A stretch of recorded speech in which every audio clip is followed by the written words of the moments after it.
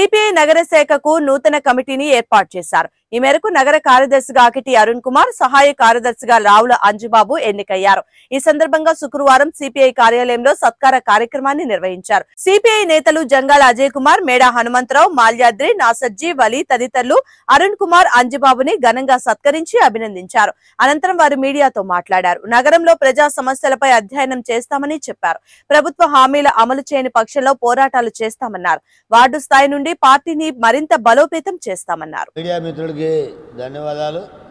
నిన్న గుంటూరు నగర సిపిఐ 25వ మహాసభలు విజయవంతంగా జరుపుకోవడం అయింది.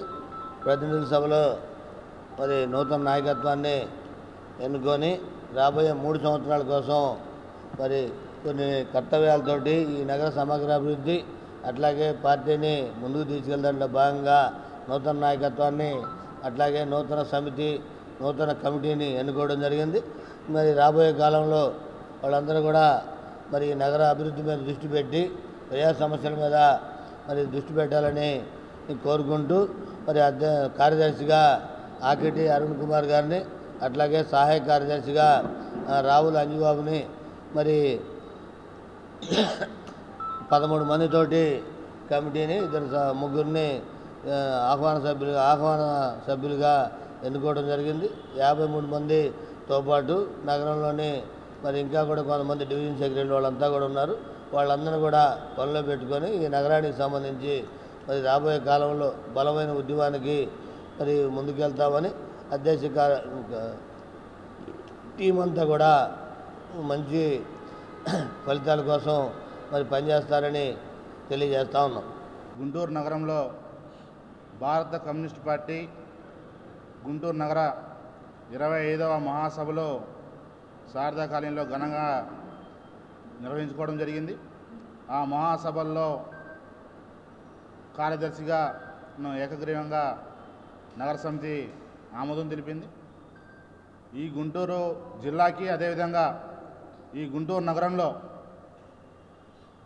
ఎన్నో త్యాగాలు, పోరాటాలు, ప్రజల సమస్యలు పరిష్కరించడంలో విజయాలు సాధించినటువంటి ఘనమైన చరిత్ర కలిగినటువంటి ఎంతో గొప్ప గొప్ప నాయకులు ఈ గుంటూరు నగరంలో పేద బడుగు బలహీన వర్గాల ప్రజల పక్షాన పోరాటాలు నిర్వహించారు.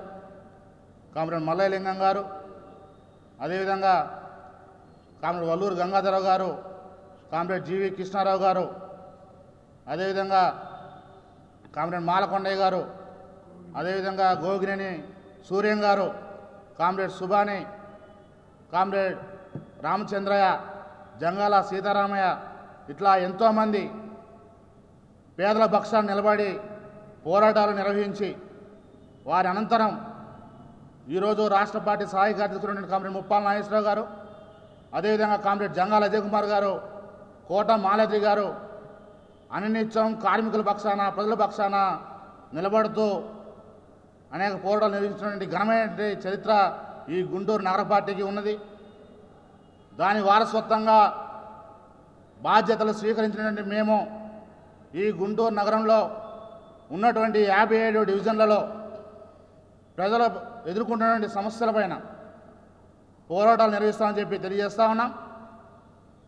మరొక వైపున మనం గమనించిన పార్టీ సిపిఐ నగర 25వ మహాసభలు నిన్న ఘనంగా నిర్వహించుకోవటం జరిగింది.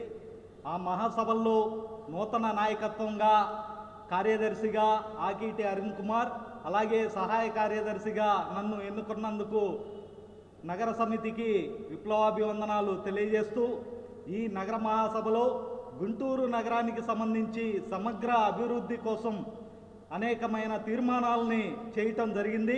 దానిలో భాగంగా గుంటూరు నగరంలోని రేషన్ కార్డులు లేని ప్రజలందరికీ రేషన్ కార్డులు, అలాగే పెన్షన్లు, ఇతర సౌకర్యాలని త్వరితగతిన చేపట్టాలని, అలాగే కూటమి ప్రభుత్వం హామీ మేరకు సూపర్ 6ని వెంటనే అమలు చేయాలని తదితర డిమాండ్లపై ఈ నగర మహాసభలో అనేకమైన తీర్మానాలు చేసిన నేపథ్యంలో ఈ భవిష్యత్ కార్యక్రమాలని రూపొందించుకునే క్రమం జరుగుతుంది. దానిలో భాగంగానే భారత కమ్యూనిస్ట్ పార్టీ సిపిఐ ఆధ్వర్యంలో ప్రజా పోరాటాలు మరింత ఉధృతంగా చేయటానికి ఈ నగర మహాసభ తోడ్పాటునిచ్చిందని తెలియజేస్తూ భవిష్యత్ పోరాటాలకై ప్రజా కార్మిక ఉద్యోగ వర్గాల సమస్యల పరిష్కారం కోసం సిపిఐ ముందుండి పోరాటాలు నిర్వహిస్తుందని తెలియజేస్తున్నాం.